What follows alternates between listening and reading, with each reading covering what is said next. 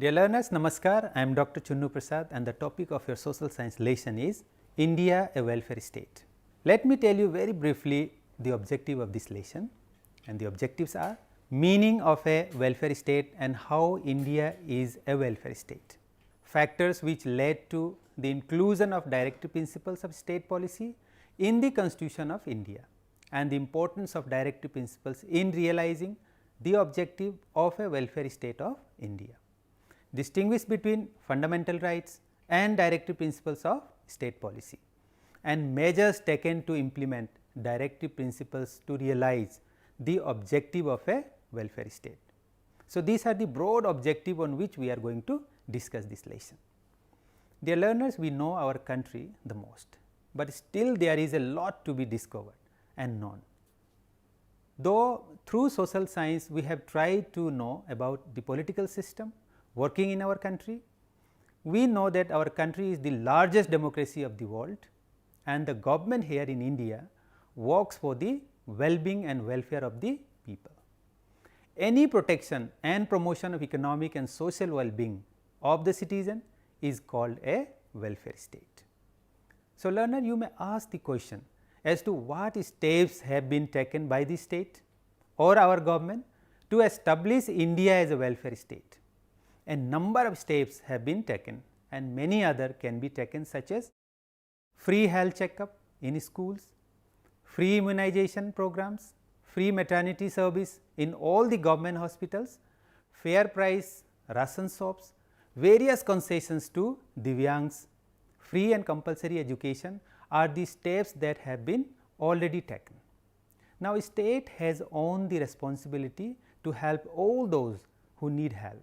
Many steps to help the poor and needy have been taken, such as Antodaya or food for work or many other schemes like these shows that our state India is a welfare state. Now, in social science book on the lesson India, a welfare state, an example of two friends Ramakrishnan and Abdul has been given, and the example makes Abdul to feel that just on a phone call ambulance had come on the spot and had taken Ramakrishnan to hospital. Now, he was given free treatment and even his relations were informed by the police. This made Abdul to think about the government and also the reason for not charging anything on account of his treatment. His elder brother and relatives told him that our state is a welfare state, while British government was ruling over India. They were least interested in the welfare or well-being of the people. At that time, the main aim was to exploit the resources of India for their own interest. Now, after independence, India had to face a lot of social economical problems. Social and economic inequalities were evident, and the constitution makers had the intention and will to reduce such inequalities. The constitution makers were very clear that they are to prepare the constitution in such a way that the state of India should come to be known as the welfare state. Now, the directive principles of state policy enshrined in part 4 of the Indian constitution reflects that India is a welfare state. They made two provisions in the constitution of India. One is the chapter on fundamental rights and the other is the chapter on directive principles of state policy. The member of the Constituent Assembly had the knowledge about the available resources and also about the socio-economic needs of the people. So, to raise the self-esteem of the people, some fundamental rights were given to all the citizens, but some other important rights which should have been given, but could not be granted due to scarcity of resources, and such rights got place in the directive principles of state policy. These directive principles are guidelines and directions for the government. The government must keep these principles in mind while framing laws, programs and policies. Now, the fundamental rights enshrined in the constitution guarantee that all Indians shall enjoy civil liberties, equality and some basic rights: freedom of speech and expression, equality before law, freedom of association and assembly, freedom of religion, culture and educational rights, and the right to constitutional remedies enshrined political freedom and laid the basis of social or for social and economic equality and justice. But these rights were not enough, much more was needed to ensure social and economic justice and development. And to fulfill this need, constitution makers added part 4 on directive principles of state policy. Our constitution makers were well aware of the economic and social conditions and limitations of a new independent country. Now, resources were limited and expectations were high.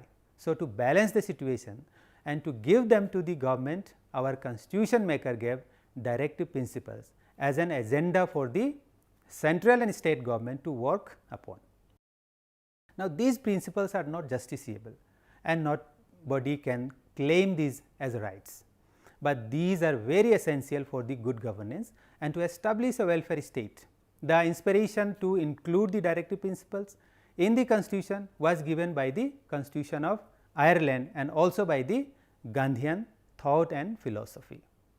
Now, the target of directive principles was to create conditions for all the citizens to lead a good life, and these principles are also a yardstick in the hands of the people to measure the performance of the government. Now, the implementation of directive principles being satisfaction for the citizen and is also taken as a good performance of the government. Now, what is the characteristic of the directive principles of state policy? The directive principles of the state policy are guidelines to the central as well as the state government of India, and the governments must keep these principles in mind while framing laws and policies. It is true that the provision of the Constitution of India are non-justiciable, which means that these are not enforceable by any court of law, but the principles are considered fundamental in the governance of the country, and it is the duty of the central as well as state government to apply these principles in making laws to establish a just society in the country. Now, the principles have been inspired by the directive principles stated in the Constitution of Ireland and also by the principles of Gandhian philosophy. The main aim of these principles is to create social and economic conditions under which all the citizens can lead a good life. Now, in other words, it is to establish social and economic democracy in the country, and this principle act as a yardstick in the hands of the people to measure the performance of government in respect of achieving the objective. All executive agencies have to be guided by these principles. Even the judiciary has to keep them in mind while deciding cases. Now, the directive principle state policy have been listed in the Constitution under article 36 to 51. A new directive was added by 42nd amendment. It speaks about the duty of the state to protect and improve the environment and to safeguard the forest and wildlife of the country. So, learner, you may ask a question as to how many directive principles are there and what has been included in those principles. It is for your information. We find different types of principles, and these principles have been included in the Constitution from article 36 to article 51. If you study these principles, then we can broadly categorize these in 4 specific categories. The first one is principles promoting social and economic equality. Second one is the principle related to Gandhian thought. Third one is the principles related international peace and security, and the last one is miscellaneous principles. Now, it will be better to know about the various principles that come under these categories. First of all, we identify the principles that come under the heading principles promoting social and economic equality, and these principles are: the state should ensure adequate means of livelihood for its people. The state should ensure fair distribution of material resources of the country for the common good. The state should distribute the wealth in such a way that wealth is not concentrated in a few hands. There should be equal pay for equal work. The state should keep or should take steps to impart free and compulsory education to children up to the age of 14 years. The state should try to secure participation of workers in the management of the factory. Children and youth should be protected against exploitation. Men, women and children should not be forced by economic necessity to enter jobs and vocations which are not suited to their age and strength. The state should ensure to the people the right to work, the right to education, the right to state assistance in case of unemployment, old age, sickness and disablement. The state should ensure just the human condition of work for the workers and maternity relief for women. All these principles are to promote social and economic equality. The second category of principle refers to the principle related to Gandhian thought, and it includes the state shall promote the education or educational and economic interest of the weaker section of the society, and in particular the interest of the scheduled caste and scheduled tribes. The state shall take steps to organize village panchayats. These should be given power and authority to work as a unit of self government. The state shall make efforts to prevent the consumption of alcoholic drinks and other harmful drugs. The state shall try to promote cottage industries in rural areas. The state shall take steps to improve the quality of livestock and ban the slaughter of cow and calves and other milch and drought cattle. After this category, the principle comes the third category and related to international peace and security. What are these category? The state shall promote international peace and security. The state shall endeavor to maintain just and honorable relation with other nations, and the state shall foster respect for international laws and treaty obligations. The state shall encourage settlement of international disputes by arbitration and mutual agreement. The last but most important category is of miscellaneous principle, and these principles are: the state shall endeavor to protect and improve the environment and safeguard the forest and wildlife of the country. The state shall take steps for the maintenance and protection of the historical monuments, places or objects of national importance. The state shall aim at establishing a uniform civil code for all citizens throughout the country. The state shall take steps to separate the judiciary from executive. So, learner, these are the four important categories of directive principles of state policy. As we understood that all the directive principles are positive in nature and aim the welfare of the people, or due to this nature of directive principles, India is called a welfare state. A state which takes care of its population, works for the well-being and welfare of the people, and all the organs of the government have the sole target of welfare of the people is called a welfare state. So, dear learners, as we know, the fundamental rights are also meant to establish a welfare state as like directive principles of state policy. Both have the differences between two, and we can identify and count the differences between the two. Firstly, fundamental rights are justiciable, but directive principles of state policy are non-justiciable. It means that if fundamental rights are denied or violated by any organ of the government, then sufferer may knock at the door of the Supreme Court or High Court to get the implementation of those rights which are being refused or denied. Justiciable means that justice can be sought through the court, but the directive principle of state policy are not justiciable. It means that if these principles are not implemented, then we cannot seek their implementation through courts, but at the same time it should be taken care of that these principles are very important and no government can dare to neglect these principles. So, these principles are sure to change the destiny of the people, and these are the guidelines for good and effective governance and also help to establish a welfare state. Secondly, fundamental rights are negative in character, but directive principle state policy are positive in character. What is the meaning of negative in character? It means fundamental rights are the guidelines for the government to not do certain functions which may be against the fundamental rights or which may violate the fundamental rights. These rights stop the government to take some action, whereas directive principle state policies are positive in character and the state should act to implement all of these principles. Implementation of these principles ensure the welfare of the people. So, directive principles may not be justiciable, but are very important for the government to implement. Thirdly, fundamental rights are granted by the constitution, but directive principles of state policy are not granted by or granted, but are just the guidelines for good governance. For example, government has fixed minimum wage for most of the job, and these steps ensure that no one shall get below the minimum wage fixed. It is a just and fair step which saves the employees from the exploitation of the employer. Such other steps has been taken and the result are visible in all the fields of the life.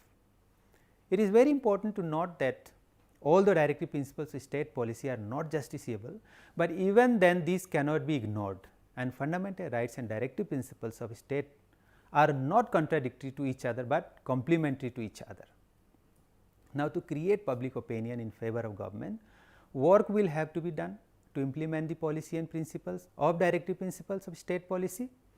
Many of the directive principles have been already been implemented, but the central and state government or by the central or state government. For example, we can count a few of them, such as minimum wage have been fixed in almost all sphere of employment. Equal wage of equal work for both men and women has also been enacted.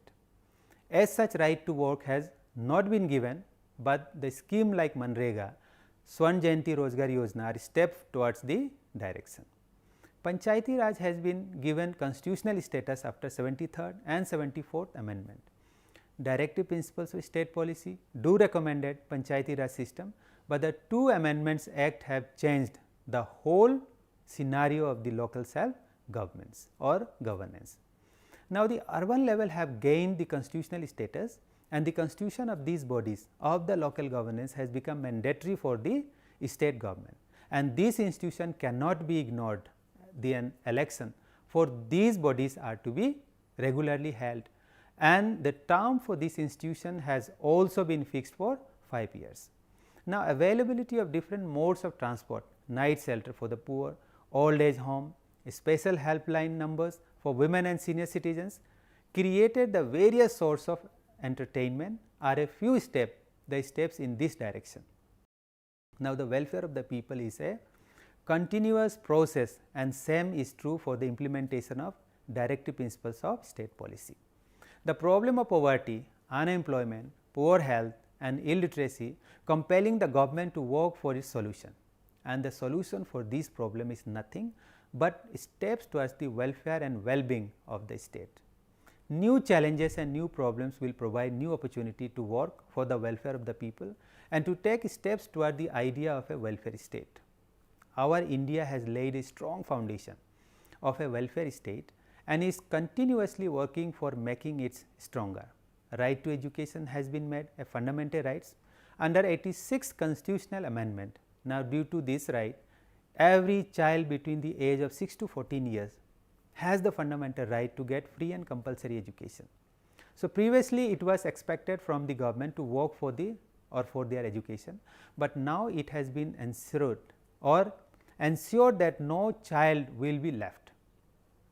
Every child will be considered and taken care of. Each child is provided with free books, no fees, free uniforms and all other facilities free of cost to get education for a period of 8 years.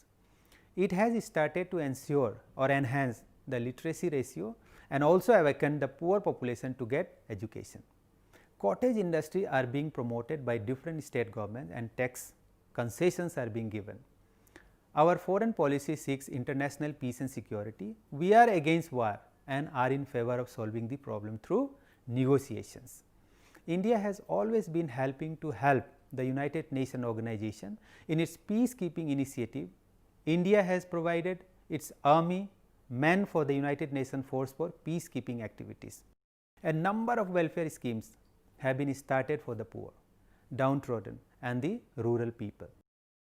Even liquor has been banned by a few states such as Bihar, Gujarat, etc. Directive principles of state policy ask the states to make efforts to prevent the consumption of alcoholic drinks and other harmful drugs. Gujarat, Bihar and a few other states have tried to implement these principles effectively and to save the people from ill effect of alcoholic drinks and drugs. So, learners, what do you mean by right to education?